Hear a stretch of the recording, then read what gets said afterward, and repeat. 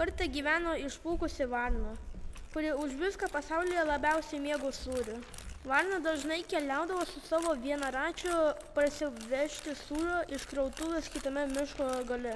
Vieną kartą keliaudami užtruko per ilgai.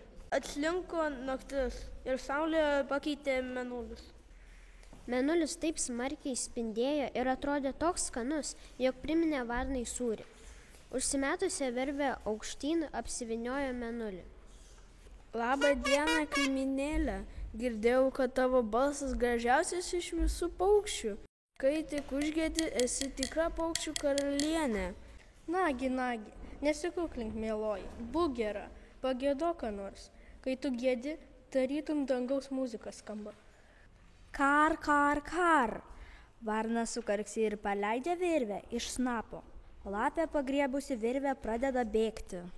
Bėgdama užkliūna už akmens ir paleidžia virvę iš letenos. Taip nei varna, nei lapė neteko sūrio. Viena iš gudrumo, kita iš puikumo.